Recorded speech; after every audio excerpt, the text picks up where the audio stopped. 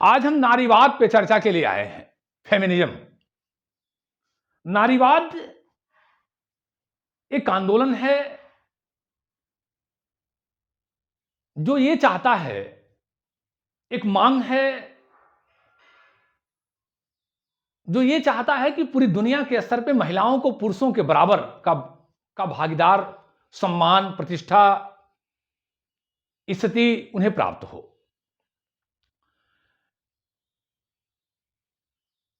और जीवन का चाहे जो भी क्षेत्र हो, सामाजिक क्षेत्र हो, आर्थिक क्षेत्र हो, संपत्ति का क्षेत्र हो, बौद्धिक क्षेत्र हो, सम्मान की बात हो, सब क्षेत्र में उनको पुरुषों के बराबर सम्मान मिले।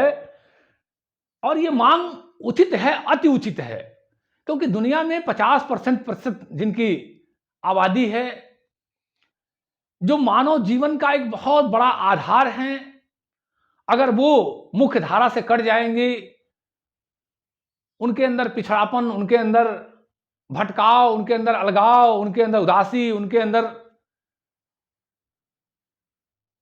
एक किसी सीमित जगह बांध दिया जाना, अगर ऐसा रहेगा तो कभी भी मानव समाज, वह संपूर्ण समाज, वह व्यवस्था, वो देश उन्नत नहीं कर सकता है। तो नारीवाद एक ऐसा आंदोलन है, नारीवाद एक ऐसी विचारधारा है जो नारी के पुरुष के बराबर सम्मान की बात करती है, प्रतिष्ठा की बात करती है, उनके हक और हकूक के लिए एक लड़ाई है, एक मांग है। तो चाहती है कि उनका भी वही सम्मान हो जो समाज में पुरुषों का है। अगर हम विज्ञान के अनुसार देखें तो विज्ञान तो यही कहता है कि पुरुष का ब्रेन का एक साइड काम करता है, महिलाओं का दोनों साइड काम करता है। गांधी जी ने कहा कि अगर हम ताकत की बात करें, भौतिक ताकत की बात करें, तो पुरुष शक्तिशाली हो सकता है, लेकिन अगर हम आत्मिक बल, मानवीय बल, सामाजिक बल, मूल्यों का बल, नैतिकता का बल, चरित्र का बल, अगर इन सारी चीजों को अगर हम एक पलड़े पे करें तो और दोनों को तौलें तो महिला हमेशा पुरुषों से भारी होंगी। ये गांधी जी का मानना है। पूर्व या पश्चिम के सभी क्षेत्रों में उनके साथ अन्याय हुआ है। कमोबेश आज भी कहीं कम और कहीं ज्यादा अन्याय जारी है। उसी अन्याय को समाप्त करने, उचित सम्मान दिलाने, उनकी स्वतंत्र स्थिति को बनाए रखने के लिए यह विचारधारा सामने आई, नारीवाद। अगर हम पाश्चात्य चिंतन की बात करें तो सबसे पहले प्लेटो ने इस व्यवस्था को लाने का प्रयास किया कि नारी का सम्मान किया जाए।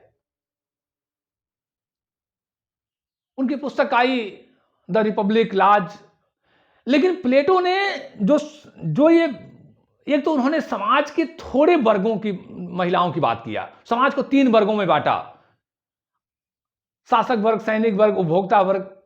तो शासक और सैनिक के लिए महिलाओं की व्यवस्था किया, नारियों के साम्यवाद की बात किया। लेकिन वो व्यवस्था नारियों के सम्मान तो देना था, लेकिन उनके जो मूल तत्व से उसी से प्लेटो ने उनको काट दिया और एकदम पशुवत बना दिया। उनको स्वतंत्र करने या उनकी प्रतिभा का प्रयोग करने के नाम पे उनको एकदम पशुवत जीवन में उतार दिया कि कोई महिला विवाह, जो ये 2 वर्ग हैं, शासक वर्ग और सैनिक वर्ग, जिन्हें उन्होंने अभिभावक वर्ग कहा, गार्जियन क्लास कहा, कि वो कोई न शादी करेंगी, न उनका कोई अपना पति होगा, न पुरुषों का कोई महिला होगी, न महिला का कोई अपनी संतान होगी। ये सब बातें तो उनके जितना उनको आगे बढ़ाने की बात उन्होंने किया, उससे कई गुना तो उनको मानसिक स्तर पे, चारित्रिक स्तर पे, मनोवैज्ञानिक स्तर पे, सुरक्षा के स्तर पे, बहुत भावनात्मक स्तर पे बहुत कमजोर किया और बड़ी आलोचना हुई। और ये प्लेटो की ये बात आदर्श रूप में ही रही, कभी व्यवहारिक धरातल पे उतरी भी नहीं। मजे की बात ये थी। फिर यूरोप का एक लंबा दौर चला जो महिलाओं के साथ बड़ी जाति हुई, बहुत जाति हुई, और वहां इतनी दलित अवस्था, इतनी खराब अवस्था, इतनी पीड़ित अवस्था, कोई उनका स्वतंत्र जीवन ही नहीं था।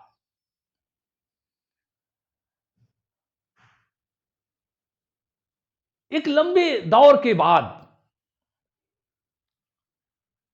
1859 में जे.एस. मिल की एक पुस्तक आई, the subjection of women. J S. Mill, the subjection the subjection of women, the subjection of women.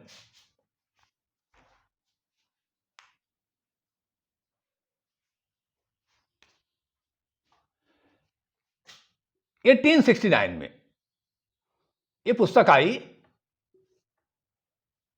मिल ने महिला समानता की बहुत बात किया और खास करके पॉलिटिकल व्यू को लेकर के, उनके व्यक्तित्व को लेकर के, उनके हर तरह के उनके प्रति सहयोगात्मक विचार को लेकर के राजनीतिक रूपरेखा ज्यादा खींचा मिल ने।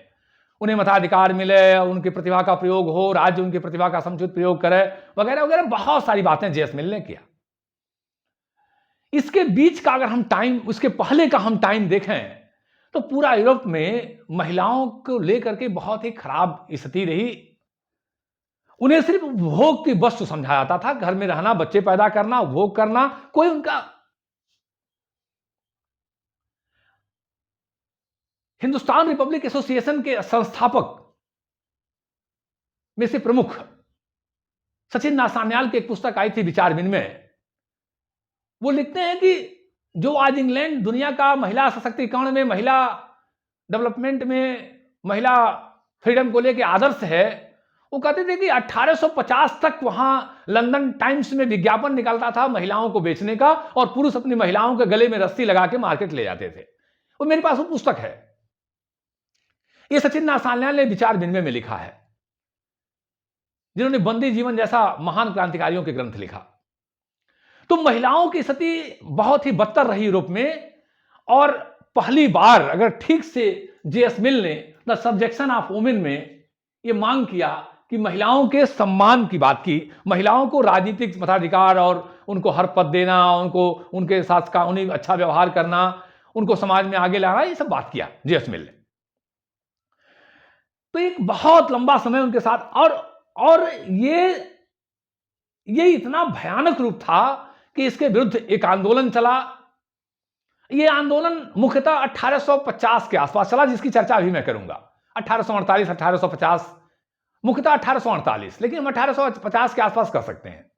यह आंदोलन चला यूरोप में, नारीवादी आंदोलन, जिसका मुख्य उद्देश्य था कि महिलाओं को भी पुरुषों के बराबर सम्मान दिया जाए,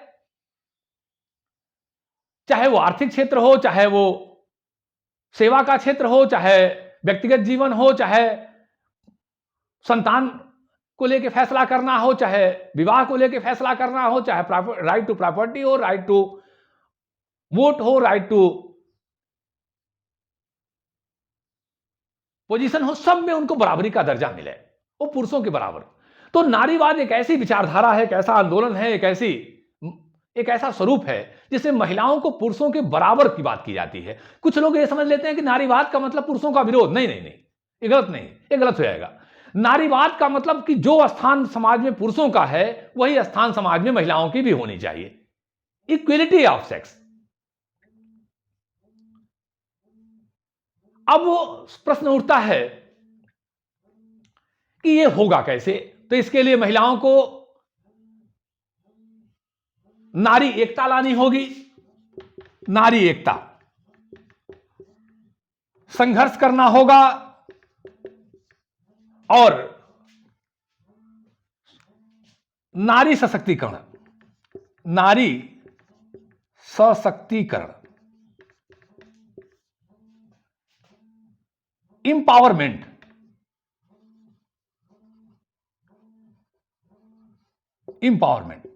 नारी सशक्तिकरण।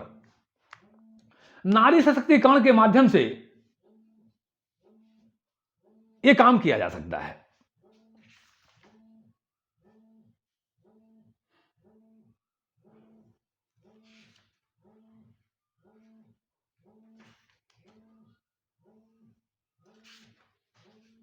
उन्हें समाज में, व्यवस्था में उचित स्थान दिलाया जा सकता है। उन्हें सम्मान देना होगा, व्यवस्था में उचित स्थान देना होगा,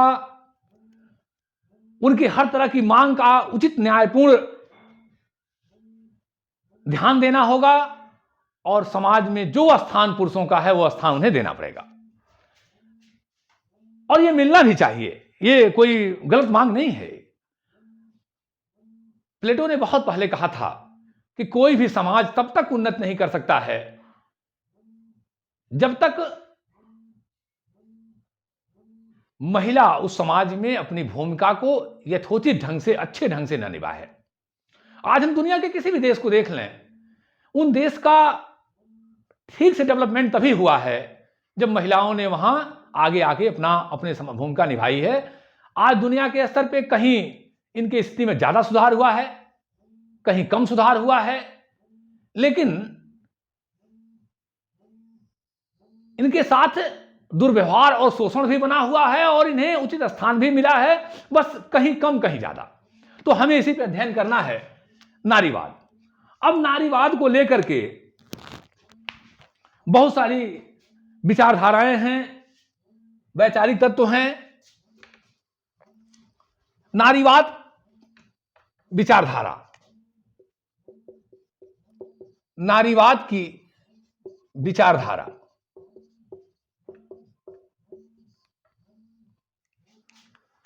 नारीवाद की विचारधारा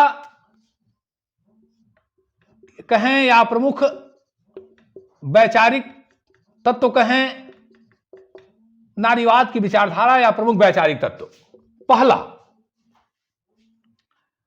उदारवादी नारीवाद। उदारवादी नारीवाद, लिबरल फेमिनिज्म। उदारवादी नारीवाद इस बात में विश्वास करता है कि महिला और पुरुष दोनों समान हैं, दोनों को समान अधिकार मिलना चाहिए, महिलाओं को पुरुषों के साथ उचित सम्मान मिले, उचित स्थान मिले, उनको घरों के चार दीवारियों तक कैद न किया जाए, उन्हें बाहर निकलने का अवसर हो, अपना जीवन साथी चुनने का अवसर हो, अपने काम के अवसर चुनने का अवसर हो, वो चाहे घर के अंदर रहें या घर के बाहर रहें, इसमें उनका अपना निर्णय होना चाहिए। कोई इनके ऊपर कोई ऐसा लादा ना जाए, कोई जबरदस्ती ना किया जाए। अगर वो घर में रहना चाहें तो घर में रहें, बाहर रहना चाहें तो बाहर रहें, नौकरी करना चाहें तो नौकरी करें, नहीं करना चाहें तो ना करें, जैसे वो रहना चाहें उन्हें रहें, और उनको वो सारा अधिकार सम्मान वही मिले जो पुरुषों को मिलता है। अगर महिला घर के बाहर काम कर रही है तो घरेलू कार्य में उसके साथ पुरुष हाथ बटाए, उसे उचित सम्मान दे, उसके पूरे व्यक्तित्व का विकास का पूरा अवसर मिले। यह पुरुषवादी मानसिकता को, पुरुषवादी समाज को नकारता नहीं है, अपमानित नहीं करता है, बल्कि यह कहता है कि जो समाज में अधिकार पुरुषों का है वही महिलाओं को भी मिलना चाहिए। तो इस तरह से उदारवादी नारीवाद और उदारवादी नारीवाद का जो बड़ा आधार है वो जे.एस. मिल है, जिनकी एक पुस्तक आई थी द सब्जेक्शन ऑफ वुमेन, कि मनुष्य अपने शरीर पर, अपने मन पर, अपने आप पर उसे पूरा नियंत्रण प्राप्त होना चाहिए, फैसला लेने का अधिकार मिलना चाहिए, वह अपने आप पर, अपने व्यक्तित्व पर, अपने मस्तिष्क पर, अपने ऊपर वह संप्रभु है, सर्वोच्च सत्ता है जो अपने ऊपर वह स्थापित करे। उसे पूरा हक है अपने आप में सोचने के लिए, अपना जीवन तय करने के लिए, चाहे महिला हो या पुरुष। तो उदारवादी नारीवाद इस बात में विश्वास करता है कि इन्हें पुरुषों के समान ही हर तरह के अधिकार मिलने चाहिए, जिसमें जे.एस. मिल, फ्रांसिस राइट, जे.एस. मिल, फ्रांसिस राइट, ऐसे तमाम लेखक हैं जो इसका समर्थन करते हैं कि महिलाओं को पुरुषों के समान ही अधिकार मिलने चाहिए, पुरुषों के समान ही उन्हें महत्व मिलना चाहिए। अब वो दूसरी विचारधारा है मार्क्सवादी विचारधारा। मार्क्सवादी विचारधारा,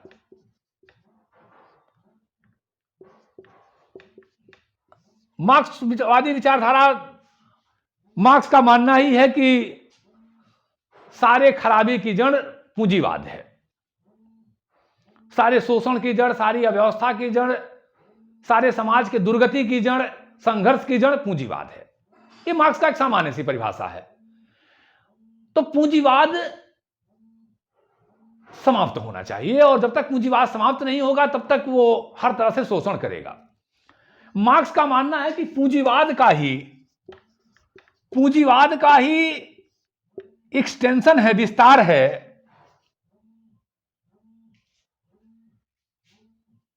पुरुषवाद, पैतृक सत्ता, पुरुष प्रधान सत्ता या पैतृक सत्ता, इसी का ही एक विस्तार रूप है।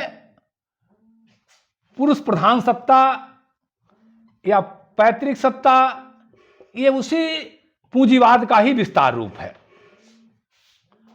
और दोनों महिलाओं का शोषण करते हैं। पूंजीवाद का ही एक विस्तार रूप है, एक्सटेंशन है।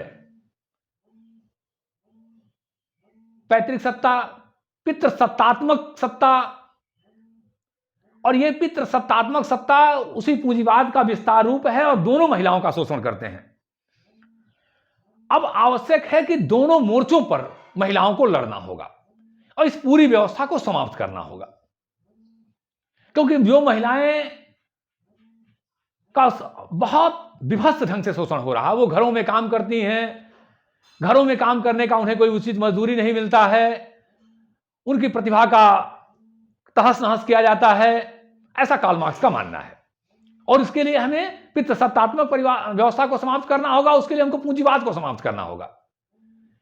तभी जाके महिलाएं उस चारदीवारी से बाहर निकलेंगी और work according to your ability and supply according to your needs, प्रतिभा के अनुसार उन्हें काम मिलेगा और आवश्यकता के अनुसार उन्हें सप्लाई होगी, समाज में उनका वही सम्मान होगा जो पुरुषों का है। तो इस तरह से इसकी जड़ पूंजीवाद में है और दोनों मिलकर शोषण कर रहे हैं। महिलाओं को दोनों मोर्चों पर लड़ना होगा और इस व्यवस्था को समाप्त करना होगा। बाकी तो आपको मालूम ही है कि मार्क्स का रास्ता हमेशा खून खराबे का रहा है, क्रांति का रहा है, तो खैर उसके हम विस्तार में नहीं जाएंगे। तो महिलाओं को अपने सम्मान पाने के लिए इस पितृसत्तात्मक व्यवस्था को समाप्त करना होगा। तीसरा है रेडिकल फेमिनिज्म या उग्रवादी नारीवाद। रेडिकल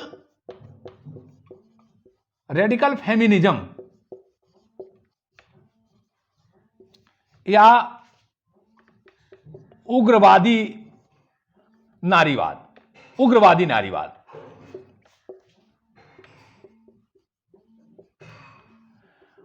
उग्रवादी नारीवाद एक ऐसी विचारधारा है, रेडिकल फेमिनिज्म,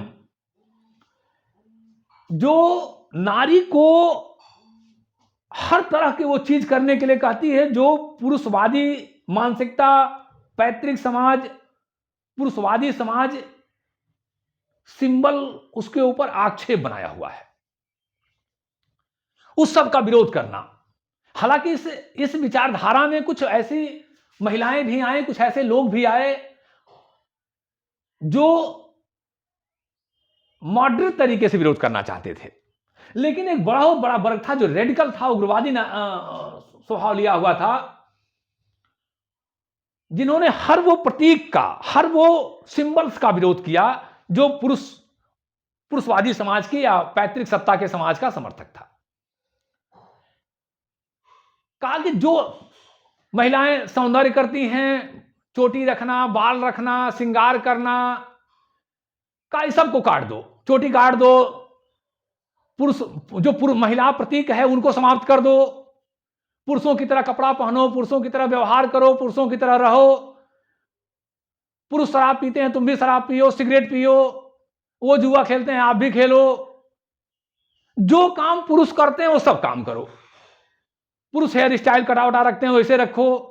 कोई प्रतीक, जितनी महिलाओं का पूरा सिंबल आवरण बनाई हुई है जिससे ये पुरुषवादी समाज ये हमको बांटा हुआ, उन सारे बंधनों को तोड़ देना है, सारी चीजों के विरोध में चला जाना है। ये व्यवस्था रही उग्रवादी नारीवाद की। जितने महिला पहले से फेमिनिज्म सिंबल्स हैं, चूड़ी पहनना, बिंदी लगाना, अगर कहीं ऐसा है, मतलब मैं प्रतीक की बात कर रहा हूं, श्रृंगार करना सबको समाप्त कर दो। कोई प्रतीक ऐसा दिखे ना कि महिला का के रूप में, बंधन के रूप में महसूस करें। तुम भी पुरुषों की तरह कपड़े पहनो, सिगरेट पीनो, शराब पियो, जुआ खेलो, कपड़े हेयर स्टाइल वगैरह सब ऐसे करो। ये ऊंची हिल उल के जो चप्पल है काट के फेंको इनको। एक प्रतीक के रूप में बता रहा हूं आपको, पुरुषों की तरह रहो। इन्होंने तो यहां तक बढ़ के कह दिया इस विचारधारा के लोगों ने कि पुरुषों को तुमको विवाह पद्धति में भी बनने की जरूरत नहीं है, स्वतंत्र हो, चाहो विवाह करो, ना करो ज्यादा अच्छा है। ओपन सेक्स, खुला यौन संबंध स्थापित करने की बात कही। का कोई बंधन नहीं हुई विवाह वगैरह का, ये तो पुरुषवादी मानसिकता तुमको दबाए हुए, गुलाम बनाए हुए। एक विवाह कर लिया, घर मिला कैद कर दिया।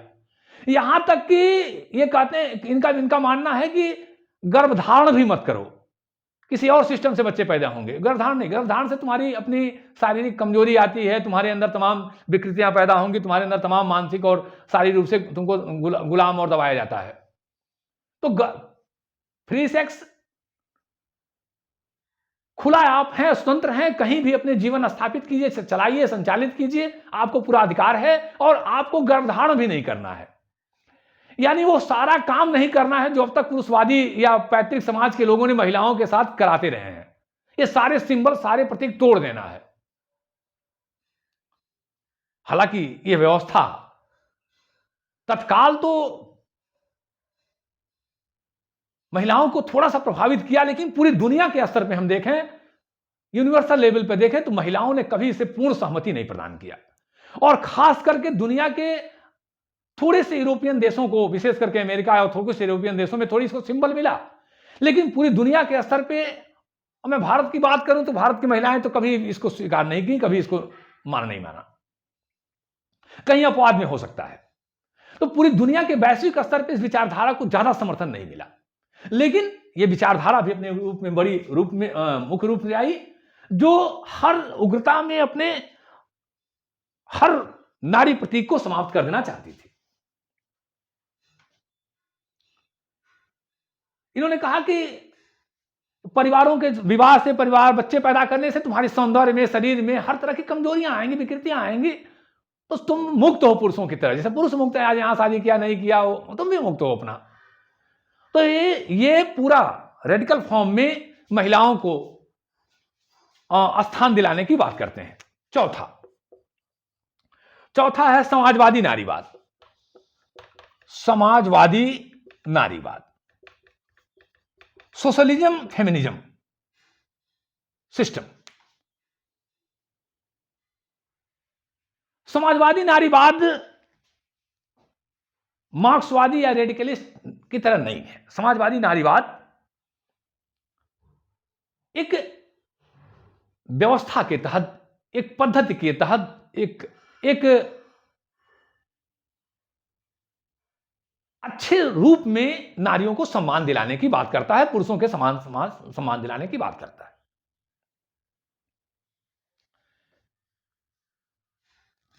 और यह मानता है पूंजीवाद की तरह कि एक व्यवस्था पितृसत्तात्मक व्यवस्था है और एक व्यवस्था पूंजीवादी व्यवस्था है। दोनों व्यवस्थाएं हैं, दोनों शोषण करती हैं, ऐसा ही है। लेकिन वो कहीं नहीं ये बात को मानते हैं कि इस व्यवस्था के साथ कोई ऐसी क्रांतिकारी स्वरूप अपनाया जाए, कोई ऐसा हिंसात्मक स्वरूप अपनाया जाए।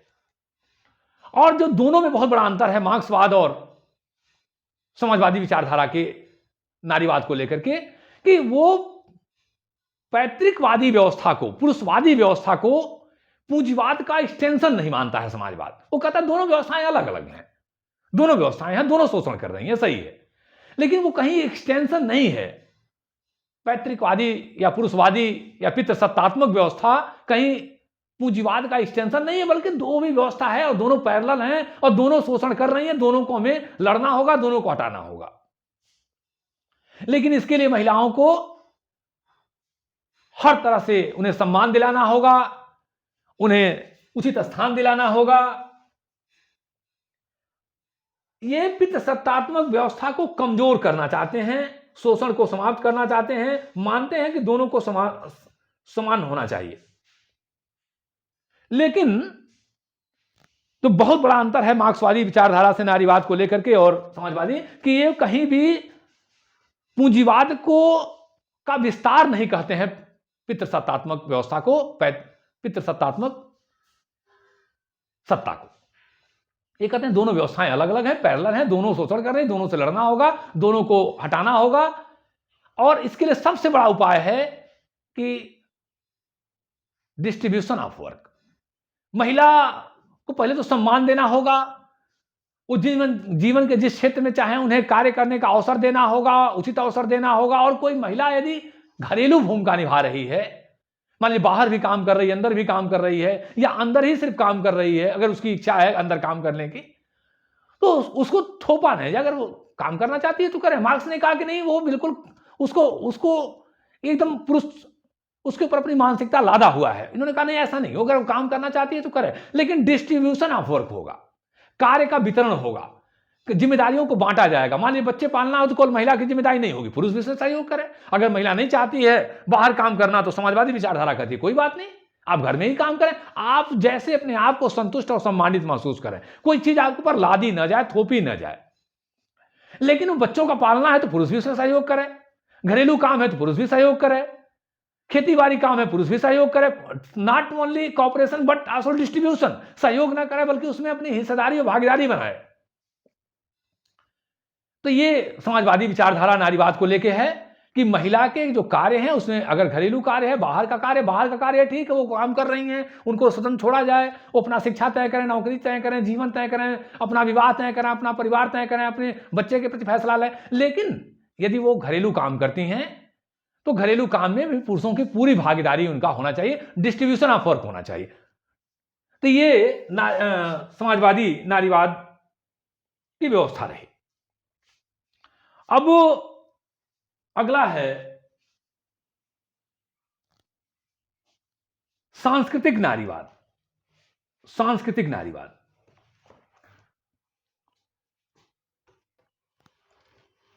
नारीवादी विचारधारा का एक प्रमुख स्वरूप संस्कृत के स्तर पे